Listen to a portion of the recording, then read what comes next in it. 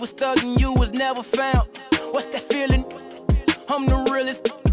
All them nights I had to struggle trying to find some dinner. They don't really love me, they not really for me. When I die, is you gon' show up to the ceremony? I just bought a Bentley, just to bet you Christian Louboutin to make her switch religion. I'm not stupid, baby, but the mansion is. Me and Benji are related like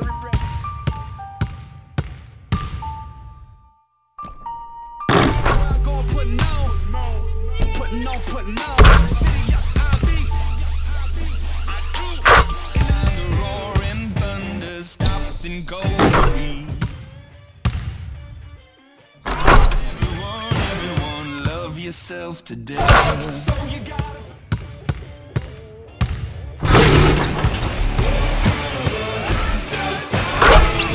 Double up for my profit.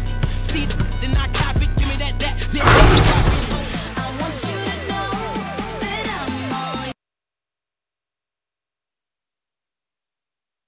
All right. You all know why we're here and what we came to do this year. This is only the beginning of a very long season, but Game 1 means just as much as Game 82. Now, we have some new faces here that I really expect to make an impact for us this season. We've already seen flashes of what they can do for us, but I expect all of you to go out there and execute just like we did in camp. Ain't no more excuses. It's time to get serious. If we play our brand of basketball, there's no telling where this team can go. So get out there, get warm, and let's go win this game. Here we go, our first NBA game. This is something I've been waiting for my entire life. And to be honest, this is it, opening day. The regular season is set to begin, and we're thrilled to bring you all the live action right here on 2K Sports. Along with Greg Anthony and Clark Kellogg, this is Kevin Harlan.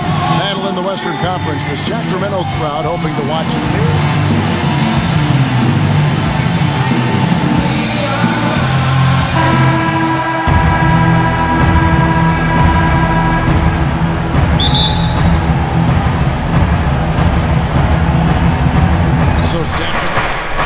Picked by Griffin. Smith, the pass to Reddick. Called for run. No good. Now Sacramento takes it the other way. He lobs it up. Another basket here, and they have really come out of the gates fast in the first quarter, Kevin. He said, quote, "We all know that Rondo's capable of taking over games single-handedly. So, guys," he said, "they've got a match Here, guys, to get on each other's bad side. I mean, if they weren't already. Should make for some fairly high drama. 2 on the clock, and a wide-open look for Freak. And again, it's Sacramento converting. Well, with Freak, Clark, there was a question whether he would stay another year in college. Really was a tough decision for him, but he ended up coming out after his freshman year. And Kevin, it's really hard to blame a guy like Freak for doing it. Mike Malone. Yeah, really, that firing came out of nowhere to the fans and the players, and it seemed odd to fire a coach that is fighting over those screens. And Greg, especially when the ball is in his hands. I mean, come on now. You know he doesn't miss too many open looks like that. They've been hot here early. And so that's the end of the first half.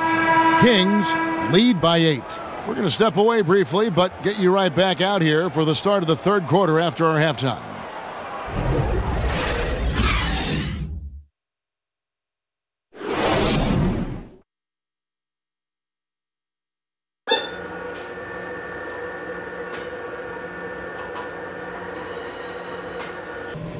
Okay, guys, solid play so far. I like what I'm seeing. But just a few things to talk about before the second half. Everybody was really mentally prepared tonight. That shows in the scoring we got. All right, Sacramento, please welcome. And the second half about to start here in just a few moments. Talk about a terrific game for Freak. He's got 17 points, and he's got 9 points from behind the arc. And that's been an important part of his game today. It's really spaced the floor.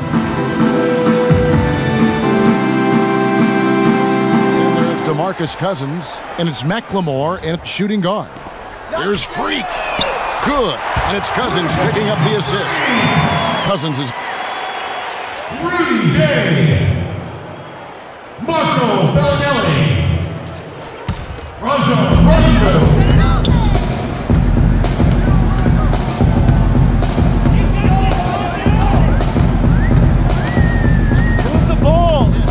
This was a hard-fought, well-earned victory for him, Greg. They really had to work for this win. That's a good point. I mean, weaker teams might have bucked. Just getting started on a new season in the NBA for Shaquille O'Neal.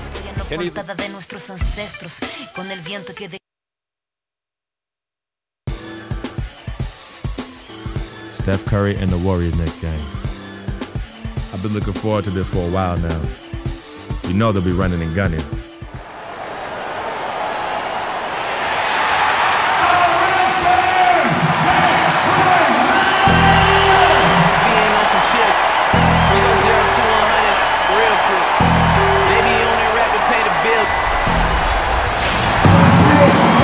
Welcome everyone to this 2K Sports broadcast live from the capital city of California, Sacramento.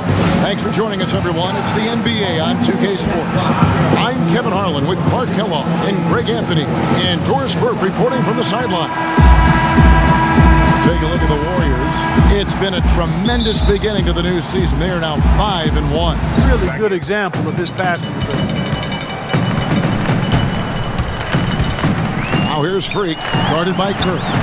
And that one's good by Gay. Thinking about Bellinelli, he won the NBA three-point shootout back in 2014. Looked like he'd perfected his stroke. Greg, even with their team struggling. Yeah, the new ownership, give them credit. Last year, the Kings marked an 8-year high. 5 on the clock. He dishes it to Thompson. Cauley Stein grabs the board. Cauley Stein's got 4 rebounds now tonight. And you know what? He's just not on his game, no doubt about it. Their deficit isn't totally on him, but he has not been a Division I volleyball player. And you know, Thompson, despite those genes, was not a highly recruited player out of high school. Iguodala, the pass to Green. That one falls, coming off Iguodala's feet. There's 57 seconds left here in the second. Freak, and he banks in the layup. Freak's got 16. What a job. And so a pretty lopsided game for the first half. The Kings on top, running away with it. And now we'll send it down to Doris Burke, who's standing by courtside. Guys, I'm here with Steph Curry. And Steph, what has the problem been defensively? We're a step late, I think. And they made tough shots. We can't take away from that, but for the most part, we have to find a way to guard that line if they're knocking down shots to keep them out the game. Steph, thanks for the time. Guys, over to you. All right, Doris, thank you. And stay with us, folks. We'll be back just after halftime to get the third quarter underway.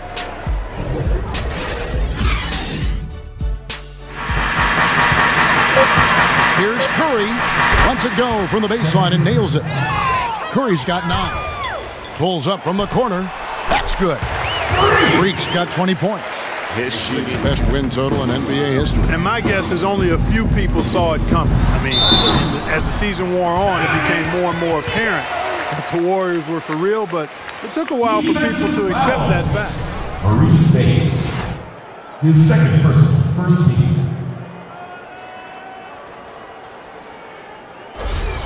Freak kicks to McLemore. To the paint, there's Freak. Blanketed by the D, he fights to the rim for the layup. And the Warriors making a change here. Vasili's checked in for Bogut. McAdoo comes in for Draymond Green. Leandro Barbosa, he's checked in for Andre Iguodala. And it's Livingston in for Steph Curry. Greg, for Thompson, a hard-working defender. You were talking about it. You know, do you think Clark, his offensive style, frees him up to put more energy into defense? Well, you know, it could be. I mean, he's extremely smooth. He's uber smooth in how he operates. He doesn't have to drive the lane and absorb a lot of contact to get his shot off, and he's quick and efficient with his offense. So that does leave him more energy for the defensive end. He's off on the first. Sacramento didn't have a free-flowing offense, and they wanted to get up and down, and it showed in their play transitioning from stagnant to... Warriors making a change here. Looney's checked in.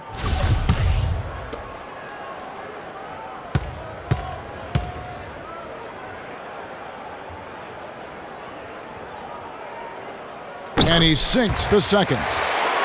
Sacramento, a team that... Here's Barbosa. Used the shot fake to create the angle, but couldn't get it to fall. Well, guys, this was never really a contest. Just a total obliteration against the Warriors. I mean, when you look at the stats, you'll see just how dominant a game this was. Poor Freak. He was doing everything right, and the points came in bunches. Definitely had the hot hand. Well, if it wasn't out of reach, it is now, thanks to that last little spurt. And why put the brakes on now? I just say keep on letting it fly. Just absolute domination in this one for Freak.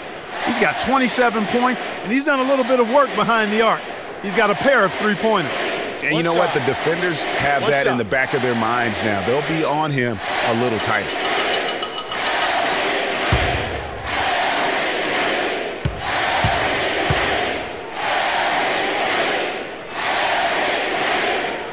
Free throw good, Freak. And what a first-year three-pointer, and that one's good. Freak's got 31 points. Barbosa for three, off on that one. So it's the Kings winning this one easily. They won this game going away. They were the better basketball team by far tonight. No question about it, Kevin. They certainly gave their fans plenty to scream and holler about. This place was rocking. It was on fire, and it only got louder as that lead got bigger.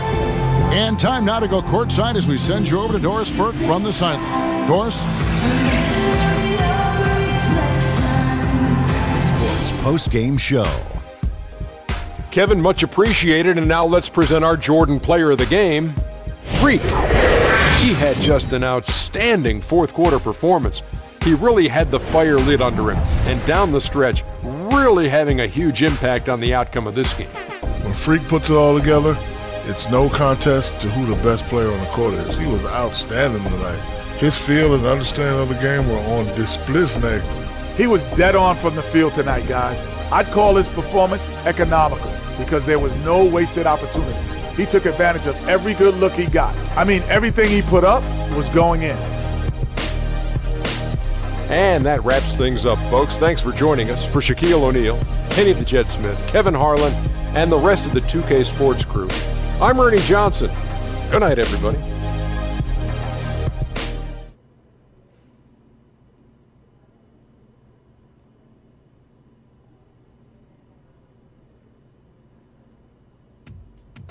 What a life, eh, Freak?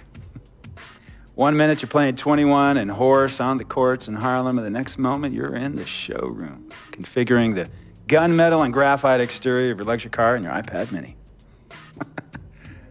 Oh, I bet you get a crazy crowd when you drive that car around the block in the old neighborhood, huh? Yeah, I'm living the dream. Mad pandemonium. But folks from back around the way are real proud of me. Yeah, I hear you. Local kid makes good. You know, it kind of reminds me of when I took my tech stock public and I rang the New York Stock Exchange bell and my mom's friends called her up and said, "Maggie, is that your son on Bloomberg News this morning ringing the bell?" And my mom says, "Yes, sirree, Bob, it was him." That was a great moment, Freak. And you know, our lives are like a pearl necklace of great moments, all strung together with the finest silk thread of memories. And we have to be very careful how we cultivate those pearls and we thread that necklace. Does this meeting by any chance have to do with Vic Van Leer? I grew up in the burbs, Freak. I wasn't poor, upper middle class, comfortable. My daddy worked as an accountant for one of the largest insurance firms in the country. Smart with his money. Mom didn't have to work. I went to boarding school. And then my dad died of a heart attack when I was a freshman at MIT. I was a movie geek, wanted to be a civil engineer, but I made my fortune by becoming a hybrid of both those interests. My dad didn't want me to be an accountant. Oh, listen to this. My best friend was a guy named Isidore. Yeah, we called him Izzy. He was one of the smartest human beings I have ever met in my life. I mean, Izzy was taking second-year college calculus courses as a high school sophomore, right? Straight-A student, full ride to MIT. Izzy had the world at his fingertips. But he was always looking for trouble, and trouble found him.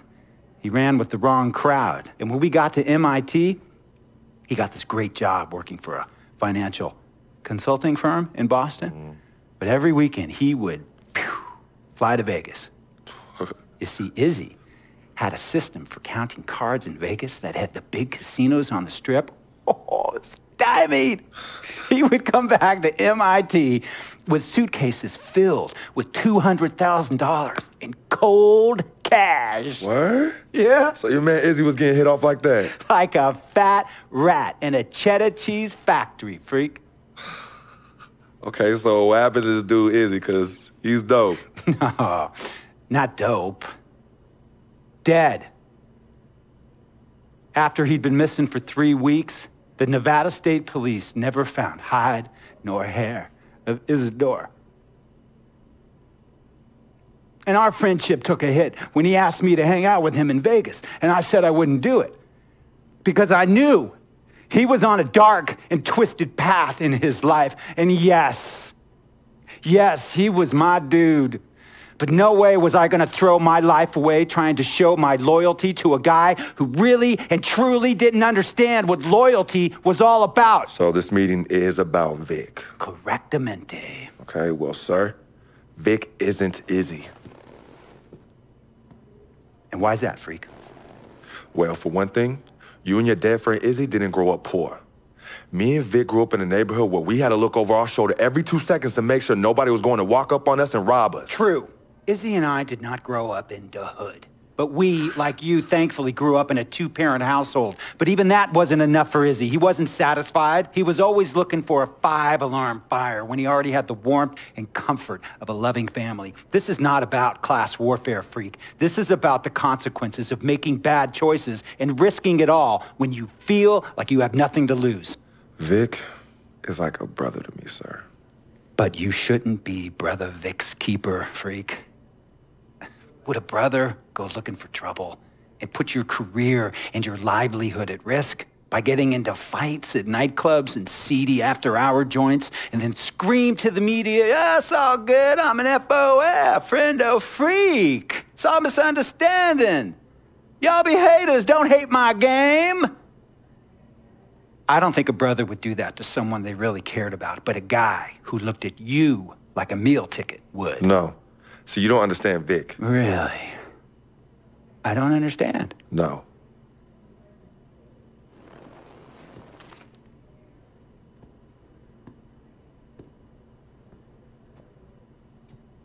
Look, man, it was a misunderstanding with the guy in the next VIP booth.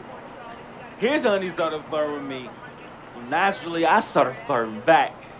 Next thing I know, Captain Cornball's off my grill piece beefing. Next thing he know, he got a 2-piece and a biscuit on his left eye. Hey, I don't know who hit him. And it damn sure wasn't me. Hey, Captain Cornball's mad because I'm an FOF, friend of freak. Hey, well, check this out, though. He needs to train that hottie before he leave the house, though. Yo, he's hot as ain't loyal, man. What's there to understand?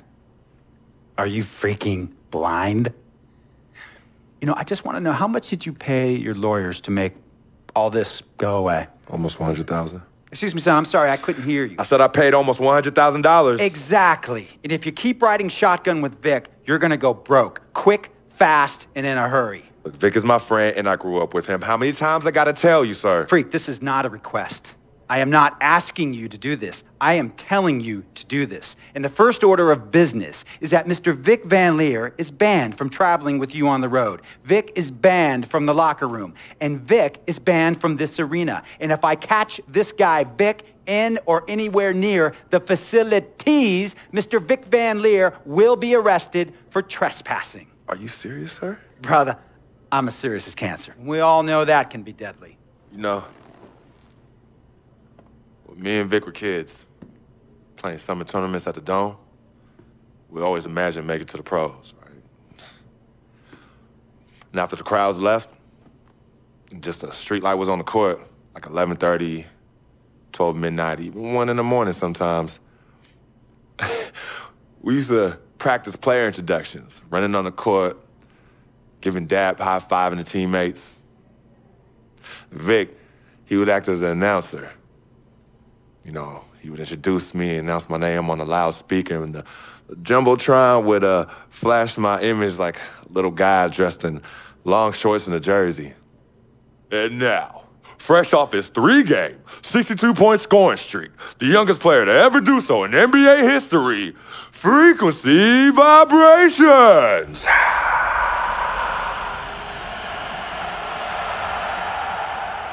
So me and Vic would sit in those empty bleachers at the Dome and dream like nobody's business. And now I'm living a dream.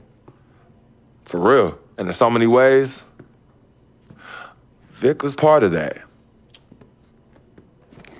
Please, listen to me. I mean, I know this guy's your dude from way back. Look, me and Vic go way back like the front seats of a 67 Cadillac. That's good. We go way back. Did you say front seats? Front seats of a 67 Cadillac. We go way back like the front seats of a 67 Cadillac. Well, do you have any crickets? I'm going to be the hit once again at Herbie Allen's Sun Valley Shindig because my fellow billionaires love it when I walk and talk that talk. So that almost sounds... No, let me tell you exactly what it sounds like. I respect, admire, and most importantly, love you as a human being and a role model. But I pay you a lot. And I mean, I pay you a lot of money to play for my team. And I am in this game to win it. And you can't win it with an albatross around your neck like Vic. So Vic is done. History. And here's some more lingo that I picked up from a former megastar who used to play for me several seasons ago. Thought I would never release him until I did. And now he's the sixth man on a struggling team in Venice. And yeah, I'm talking Venice with the canals and the gondolas and Harry's Bar, not the street ballers next to the fortune tellers on the beach in Cali. This guy used to tell me when he thought there was a player destroying our team, don't be a hero, cut that zero. And that is what I am telling you about Vic, freak. Don't be a hero, cut that zero. The only thing Vic brings into your life is headache and unwanted and unnecessary negative attention. And it will begin to affect your mindset. And when it affects your mindset, it's going to affect your play. And when it affects your play, it's going to affect my team. And when it affects my team, it's going to affect my money. And if it affects my money, Google Translate will become your new freaking friend. I want a championship ring, freak, and I want you to help me get that ring. And banners after banners hanging from the rafters in this arena. So, freak, hear me clearly and hear me good. V-G-G, Vic, gotta go!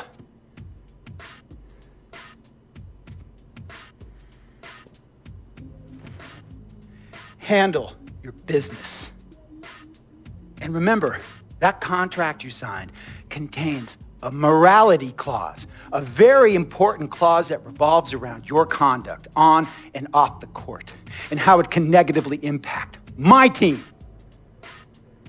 Now, I don't want you to have to learn Italian or Croatian as a second language. And hey, playing pro ball overseas, there's nothing wrong with that. But the arenas are nothing like this, nor will the money be the same. And on top of all of that, this is the U.S. of A., the greatest freaking country in the world. Ask yourself, is Vic worth all that? Think about it. Think long, think wrong. Tell you about Vic.